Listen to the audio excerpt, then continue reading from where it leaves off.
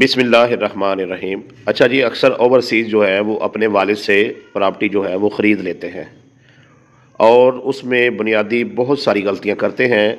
جس کی وجہ سے بعد کو ان کو پچھتاوا ہوتا ہے۔ یعنی والد وفات پا گئے تو اب وہ پچھتا رہے ہوتے ہیں۔ اچھا، پہلی غلطی کیا کرتے ہیں کہ وہ پاکستان مثال کے طور پہ چھٹی آئے، بینک سے پیسے نکلوائے اور ابو کو جو ہے وہ سارے پیسے جو ہے نقد دے دیے۔ ٹھیک ہے جی، اب پیسے دے دیے، رجسٹری جو ہے وہ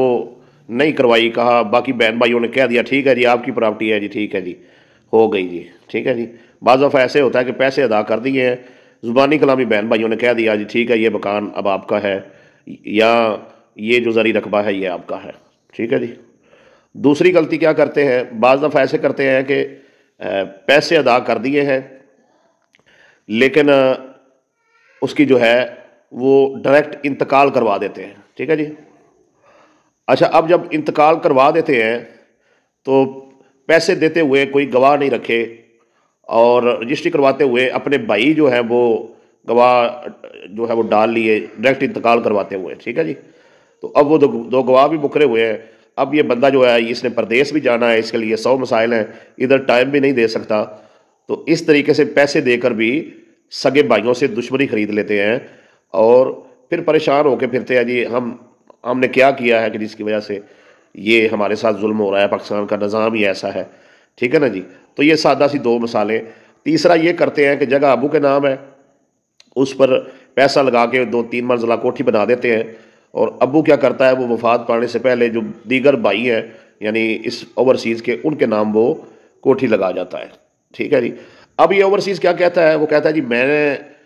پردیس میں تھا، میں نے والدین کو حج کرایا، والدین کی خدمت کی، چھوٹے بہن بھائیوں کی شادیاں کی، ان کو کاروبار کروائے، کسی کو میں نے سعودی عرب بلایا، کسی کو میں نے کینیڈا بلایا، کسی کو میں نے امریکہ بلایا۔ ٹھیک ہے نا جی، فلاں ہمشیرہ جو ہے وہ بیمار تھی، اس پر اتنی لاکھ جو ہے وہ ہاسپٹل میں لگ گیا، میں نے لگایا۔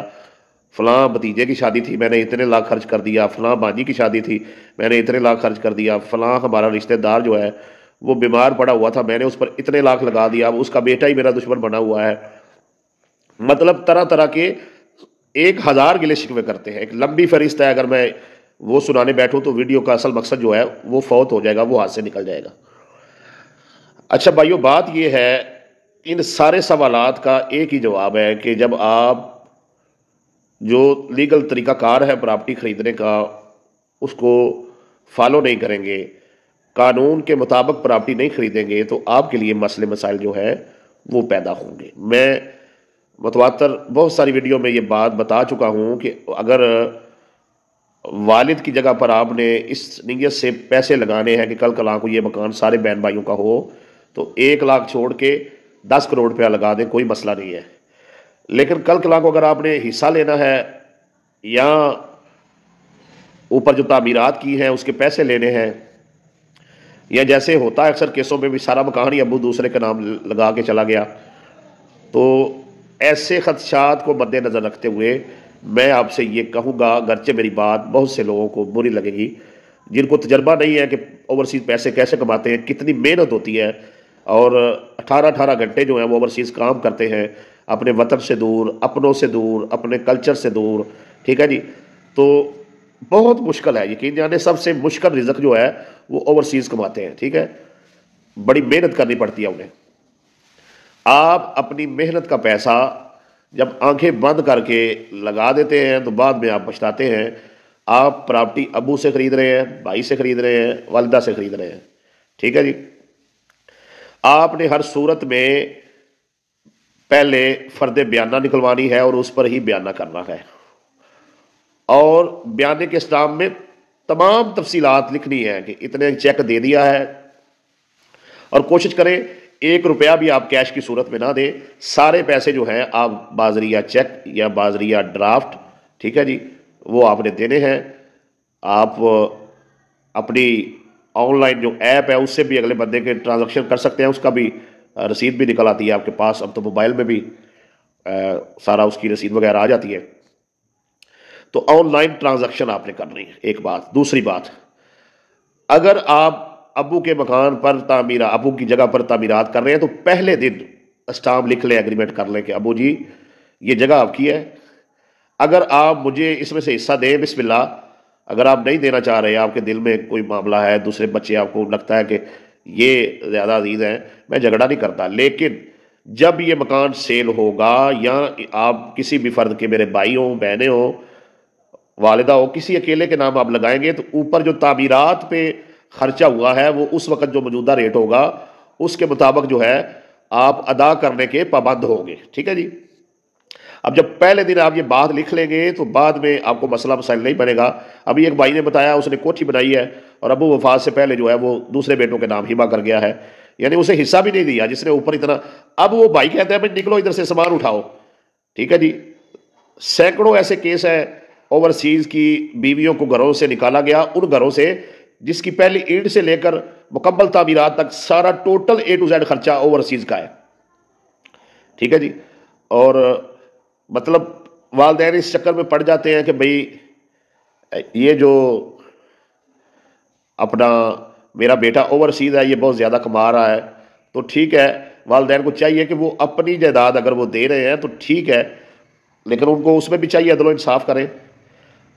لیکن کم از کم اتنا تو خیال کریں کہ جو اوورسیز نے باہر سے کما کر پیسے بھیجے ہیں، ایک بیٹے کی اماؤنٹ جو ہے اس کی زندگی بھر کی کمائی اٹھا کر دوسرے بیٹے کو دے دینا، میں نہیں سمجھتا کہ والد کو ایسا کرنا چاہیے، ٹھیک ہے نا جی۔ بعد میں پھر لڑائیاں جھگڑے ہوتے ہیں، وہی بھائی اوورسیز وہ پاکستان میں رہنے والے بھائیوں کو زہر لگ رہا ہوتا ہے، اور میں نے 1% بھی اوورسیز نہیں دیکھے جنہوں نے پاکستان میں رہنے والے بھائیوں سے فراڈ کیا ہو۔ زیادہ فراڈ جو ہے وہ اوورسیز کے ساتھ ہی ہوئے ہیں، کبھی ان کی زمینوں پر قبضہ، کبھی فوت ہونے سے پہلے ابو سے ہبہ کروا لیا، کبھی والدہ سے ہبہ کروا لیا، کبھی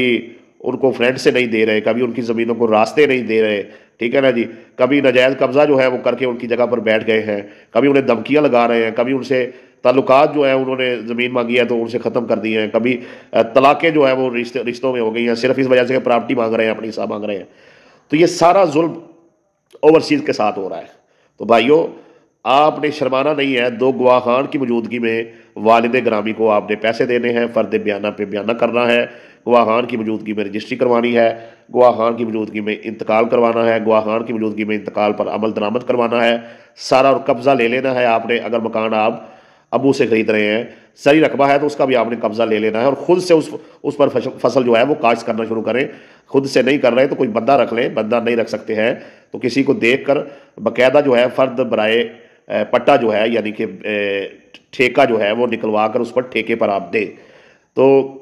اگر تعمیرات کر رہے ہیں اس کا بھی طریقہ بتا دیا کہ پہلے سے آپ نے اوپر لکھ لینا ہے کہ بھائی یہ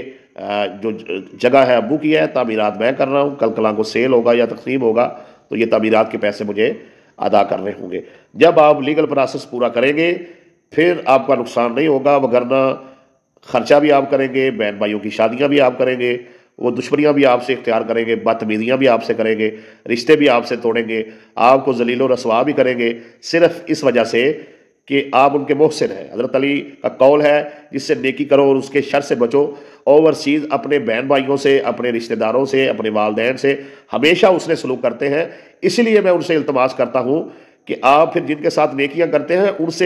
ان کے شر سے بچنے کا بھی جو ہے وہ کوئی معقول انتظام کیا کریں، اور اس کا واحد انتظام جو ہے وہ یہ ہے کہ آپ خرید و فروخت کے معاملے میں کم از کم آئین اور قانون کے تقاضے جو ہیں وہ پورے کر لیا کریں، تاکہ قانون کے تقاضے اگر آپ نے پورے کیے ہوں گے، شرعی طور پر جو معاملات ہیں ان کو کلیئر کیا ہوگا تو کل کو آپ کا مالی نقصان نہیں ہوگا۔ یہ جو آج آپ کو ذہنی اذیت ہے، ٹینشن ہے نا، یہ سب عزت نہیں کرتے، اسی وجہ سے ہے کہ لالچ ان کے اندر آ گیا ہے، وہ لالچ میں رشتوں کی پہچان بھول گئے ہیں۔ تو آپ خیال کریں، لیگل پروسیس پورا کریں،